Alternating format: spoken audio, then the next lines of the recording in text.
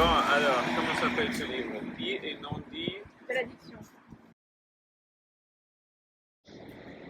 C'est un livre collectif que j'apparente assez à une murmuration. Des essais, des récits, de la littérature, de la réflexion, des entretiens.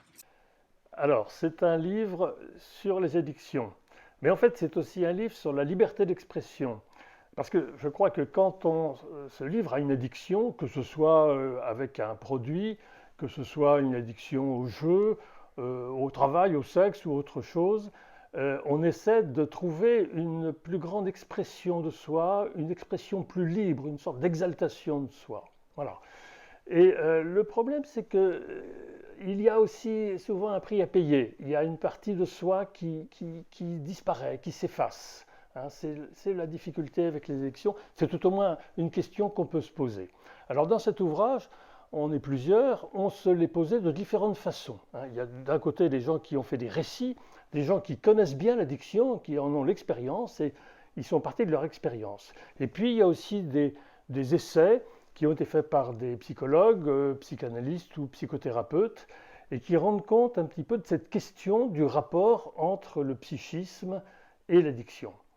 Mais nous nous sommes retrouvés dans un élan collectif qui est l'écriture de cet ouvrage et qui, chacun à sa manière, aborde la question douloureuse de l'addiction à l'alcoolisme. Ou c'est trop ou c'est pas assez. C'est jamais dans l'équilibre.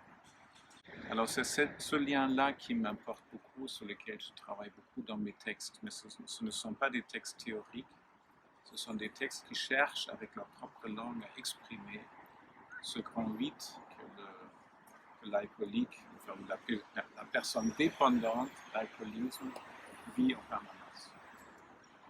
La famille est omniprésente dans le discours de la personne qui consulte, que ce soit le patient ou bien l'entourage. Elle est présente dans les dits et les non-dits, dans ce qu'elle recèle comme secrets établis. Recevoir ensemble la famille et le patient peut permettre d'exprimer l'indicible, de le penser et de le comprendre, afin de trouver des chemins pour sortir de la répétition. Répétition à la fois de ce qui se joue et se rejoue sur la scène familiale, et ce, en miroir de l'addiction.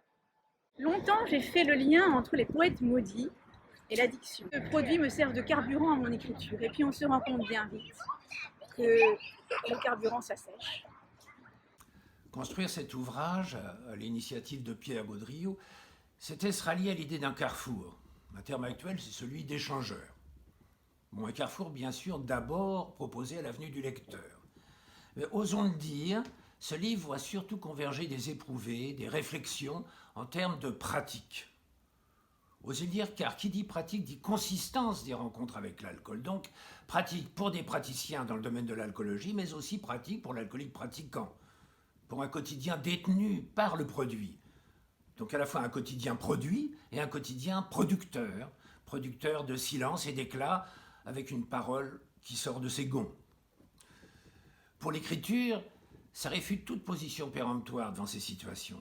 L'alcoolisme, ce sont certes des dispositifs pour des bords de sécurité soignante, mais on va dire que le cadre ne doit jamais absorber le processus. Autrement dit, il y aura toujours une attention, une modestie qui ménage l'originalité et la réappropriation de chaque parcours, de chaque vie.